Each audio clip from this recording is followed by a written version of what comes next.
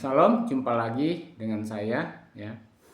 Ada sebuah pertanyaan yang sebenarnya menjadi perdebatan, tapi sebenarnya tidak perlu diperdebatkan, yaitu apakah benar Nabi Muhammad, umat Islam itu anak Allah ya.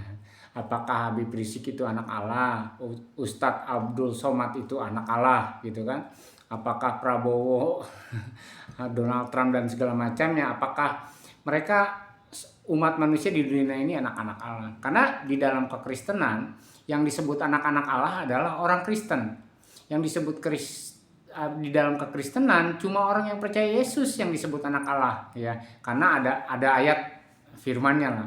Tetapi saya ingin memberikan statement yang berbeda bahwa semua manusia itu sebenarnya anak-anak Allah. Apakah mereka percaya atau kepada Yesus atau tidak, ya tetap anak-anak Allah.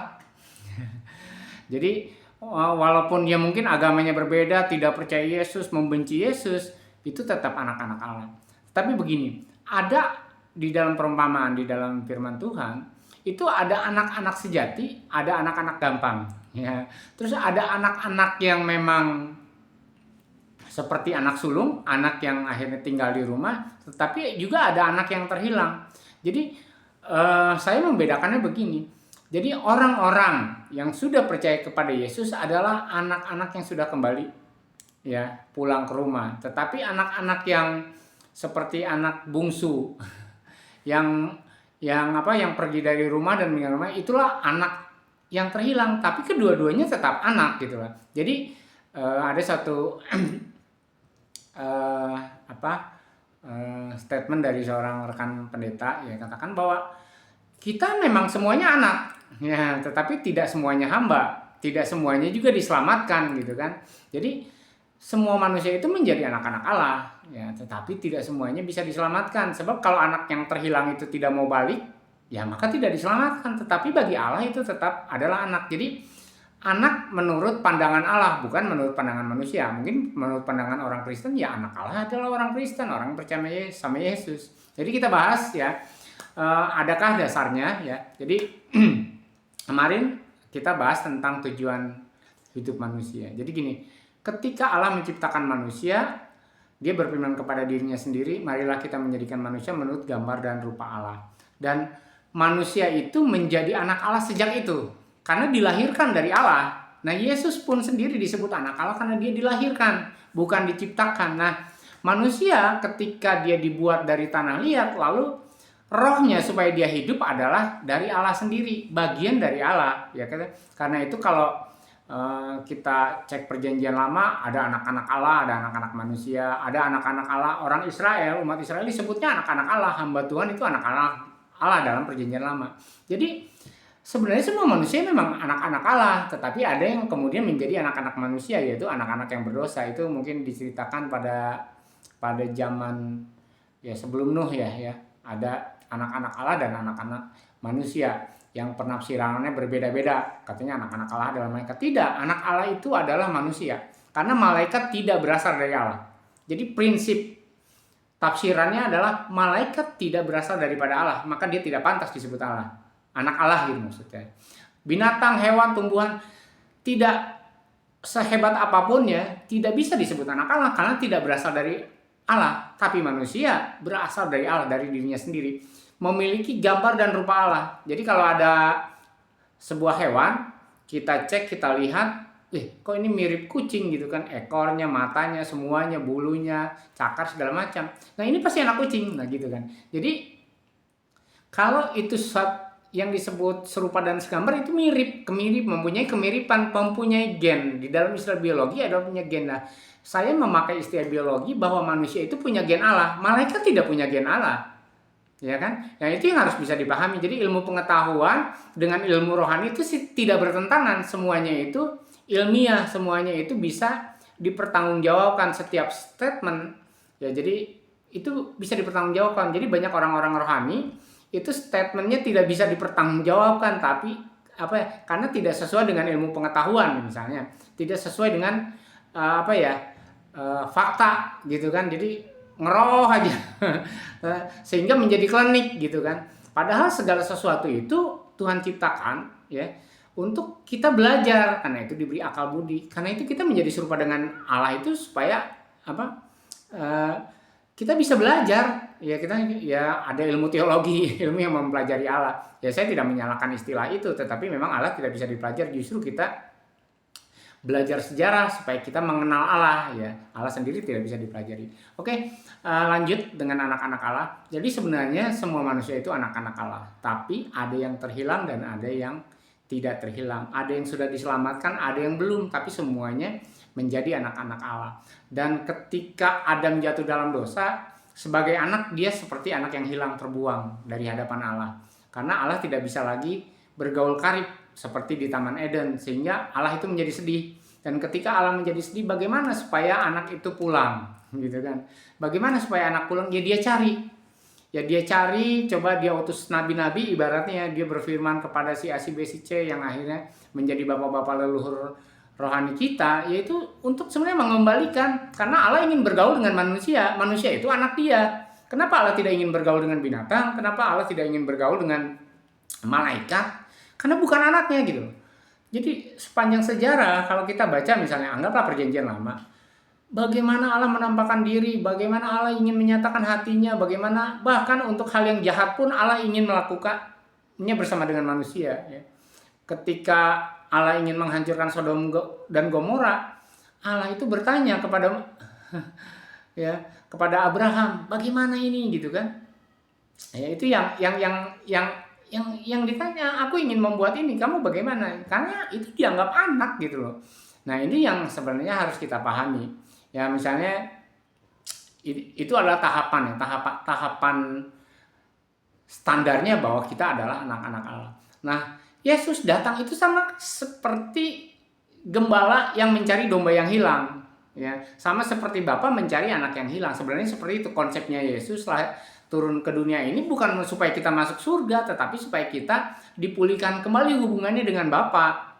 Nah, jadi kekristenan itu sekarang menjadi agama, jadi mengutamakan ritual, mengutamakan gedung, ya mengutamakan jabatan rohani, akhirnya mengutamakan ya seperti Babel punya nama dan punya kemegahan, kemasyuran gitu kan. Jadi gereja kan sekarang berebut masyhur.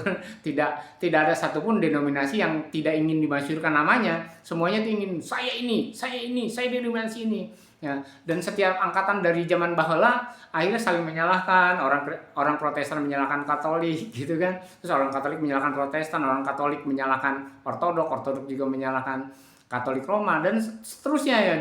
Terus Baptis, ada Calvin, ada ada semua gerakan-gerakan akhirnya menyalahkan yang sudah lalu. Nah, karena apa? Karena fokusnya sudah berubah dari yang tadi mau dikembalikan menjadi anak-anak Allah, ini mau mendirikan Babel, mau mendirikan kebenarannya sendiri.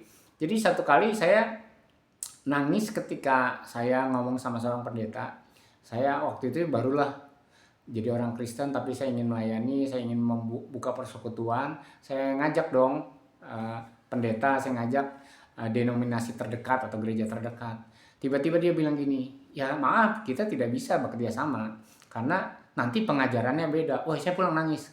Bukan karena pendeta itu denominasi berbeda dengan saya, tetapi saya bilang kan Alkitabnya sama. Roh Kudusnya sama gitu kan. Kenapa menjadi berbeda? Di mana letak perbedaannya? Nah, di situ saya belajar. Itu umur saya masih sekitar 20 tahunan. Sekarang umur saya udah 50 tahunan.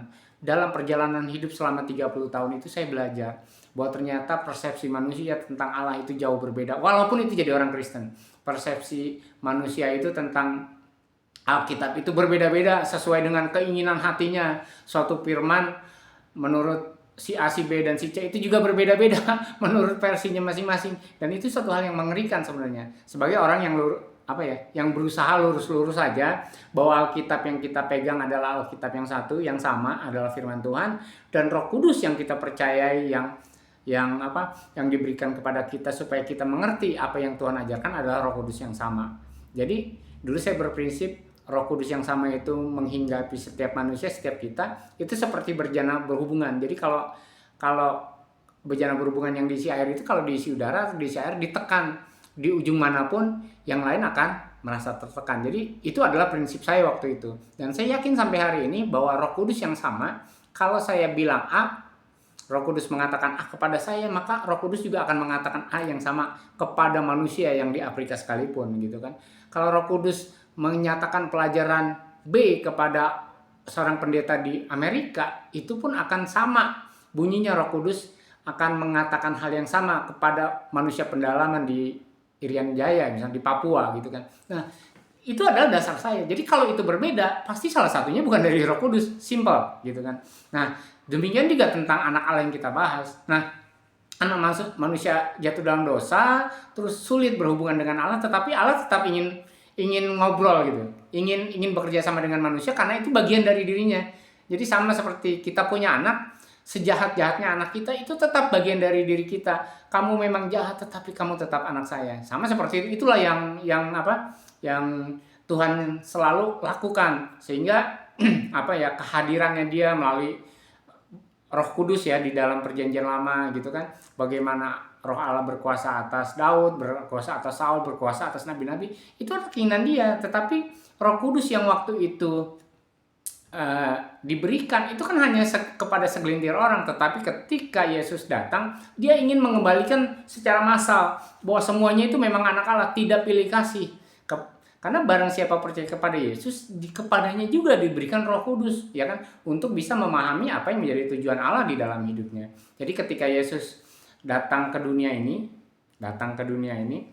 maka firman Tuhan katakan, barang siapa percaya kepadanya diberinya kuasa supaya menjadi anak-anak Allah. Jadi dikembalikan, bukan cuma anak Allah yang terhilang tadi. Ya kalau terhilang dia tidak punya kuasa apa-apa. Terhilang dia tidak punya hubungan apa-apa. Kalau terhilang dia tidak punya, misalnya tidak bisa menikmati yang bisa bapaknya nikmati. Jadi kalau di dalam kisah tentang anak yang hilang kan begitu. Anak yang hilang itu tidak bisa menikmati apa yang bapaknya rasakan, tidak bisa menikmati. Misal bapaknya punya kebun anggur, dia tidak bisa menikmati. Bapaknya makan ayam, dia tidak bisa menikmati karena dia keluar dari rumah bapaknya. Nah demikian juga sebenarnya ketika Yesus datang, itu tetap anak gitu loh. Orang yang mau Muslim, Buddha, Hindu segala macam itu tetap anak Allah gitu loh kan. Tetapi tidak bisa menikmati karena mereka terhilang, terbuang, terjauh. Nah Allah ingin mengembalikan.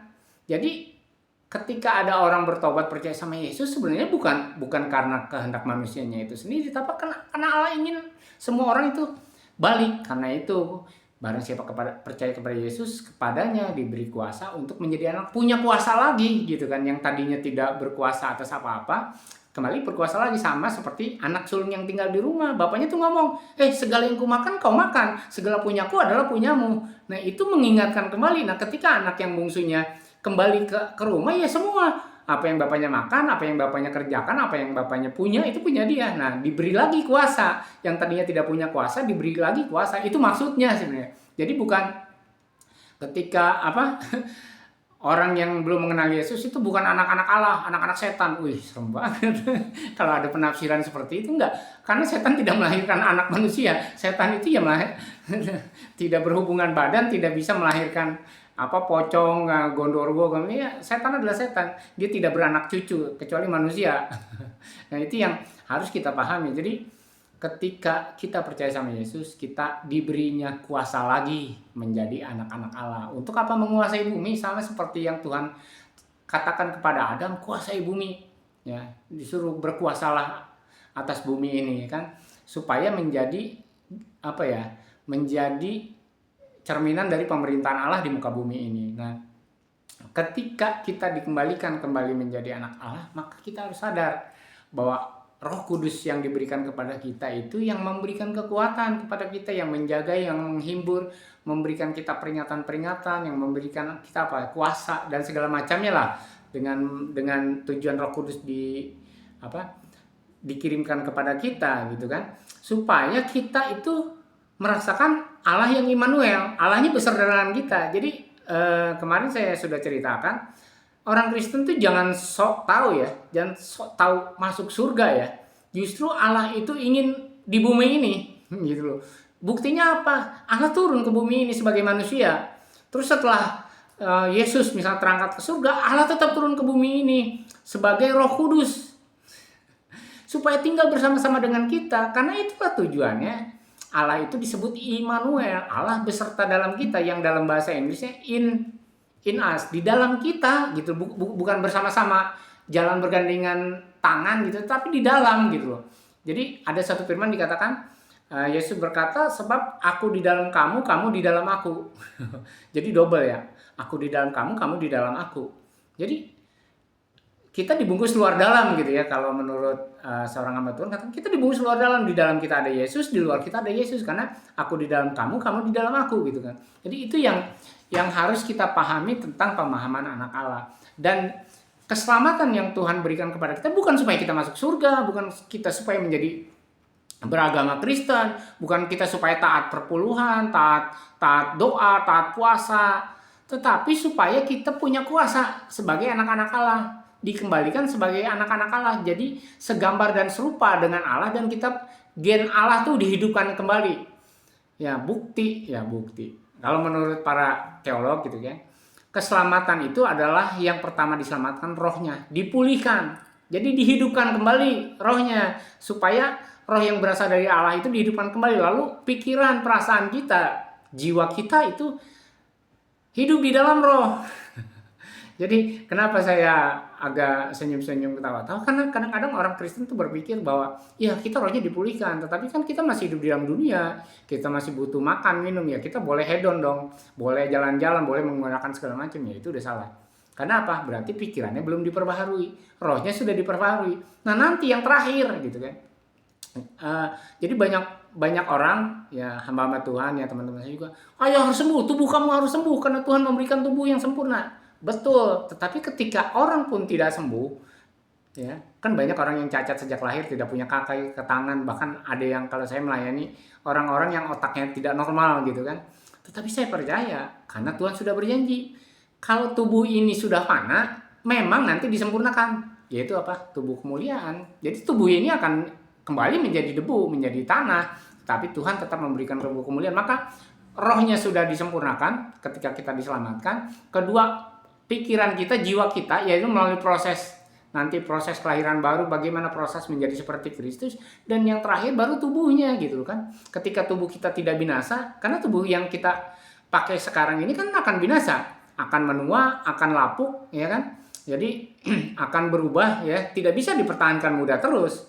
Nah, karena nanti yang tubuhnya yang tidak bisa tua akan muncul, yaitu adalah tubuh kemuliaan. Nah, gitu. Jadi saudara harus paham ya. Jadi untuk menjadi anak-anak Allah itu suatu proses, ya, suatu proses penyelamatan. Jadi kita diselamatkan itu supaya kita menjadi anak-anak Allah, bukan supaya kita melakukan ritual A, B, C, dan ya, hidup kita ini penyembahan, betul. Tetapi ketika kita tidak melakukan penyembahan yang benar, ya kita juga tidak benar. Jadi kenapa ini penting saya sampaikan, bahwa kekristenan adalah bukan sebuah agama, tapi kekristenan adalah bagaimana kita menjadi segambar dan serupa dengan Allah lagi. Implikasinya berat.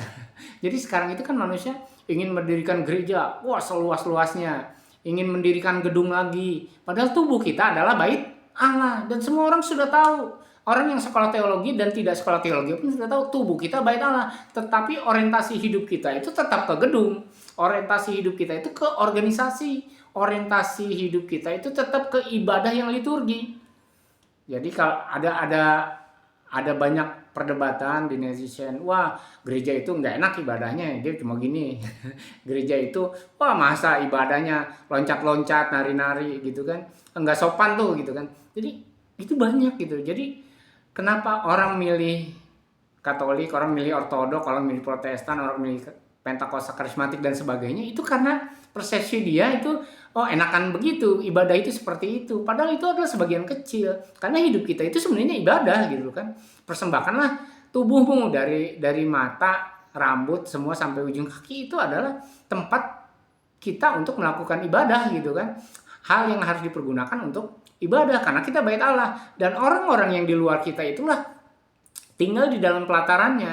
Jadi nanti yang cerita Daud itu sudah tidak berlaku lagi, kan Daud berkata lebih baik 1000 hari di pelataran. Ya tidak ada yang betah di pelataran, itu adalah orang-orang yang belum menerima Yesus karena kita bait Allahnya dan mereka adalah pelatarannya. Dan ketika mereka nyaman di pelataran kita gitu kan, di pelataran bait Allah yang kita sendiri adalah bait Allah dan di hadapan kita adalah pelatarannya, ketika mereka nyaman dia di dekat kita, nah baru itu membuktikan bahwa kita anak-anak, bahwa kita bait Allah. Jadi yuk kita uji, kalau orang-orang gak nyaman di sekitar kita, kalau orang-orang tidak happy di sekitar kita, kalau orang tidak dilawat Tuhan di sekitar kita, maka ada yang salah dengan kehidupan keagamaan kita. Makanya Yesus berkata, kalau hidup keagamaanmu tidak lebih benar, tidak lebih baik daripada orang-orang Farisi, kamu tidak layak. Jadi memang kekristenan itu bukan suatu agama, tetapi kita menjurusannya kepada agama sehingga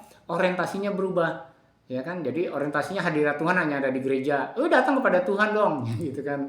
Nah jadi bukan hal yang kita menikmati Tuhan setiap hari, karena Roh Kudus ada di dalam diri kita, ya hadirat Tuhan ada di dalam diri kita setiap hari. Saudara mau di WC juga kan, lagi puput, ya Tuhan ada di situ kan bersama. Ya, kalau agama lain nggak bisa. Ketika saudara head, Allah tidak mau dekat-dekat dengan orang yang head. Itu konsep agama gitu. Jadi itu yang harus dipahami. Yuk kita sadar, kita insaf. Semoga Roh Kudus yang hari ini membimbing saya untuk mengatakan ini, semoga Roh Kudus yang sama juga mengatakan ini kepada saudara-saudara dan menjamah kita semua dan menginsafkan kita. Ya, sebenarnya Roh Kudus sudah ada di dalam diri kita, saya percaya itu, tetapi karena kita punya pikiran-pikiran sendiri, ya, jalan setiap orang itu benar menurut pikirannya masing-masing, tapi Tuhanlah yang menguji hati. Jadi mari kita menguji diri kita sendiri, apakah benar Yesus ada di dalam kita sehingga kita menjadi anak-anak Allah. Apa ciri-cirinya anak Allah? Punya pikiran dan perasaan yang sama dengan Allah, punya pikiran dan perasaan yang sama dengan Kristus, seperti yang dituliskan di surat Filipi. Itu jelas sekali ya. Dan kalau kita anak-anak Allah, kemanapun kita membawa nama Allah dan kita melakukan pekerjaan-pekerjaan Allah. Karena Yesus berkata, engkau akan melakukan pekerjaan bahkan yang lebih besar daripada yang aku lakukan. Ya, jadi Yesus cuma punya waktu 3 tahun waktu itu untuk melakukan pelayanan, tapi kita punya waktu seumur hidup kita untuk menyatakan bahwa kita adalah anak-anak Allah kepada dunia ini.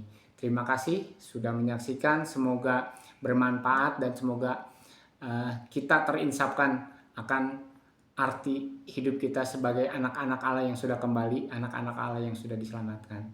Haleluya. Amin.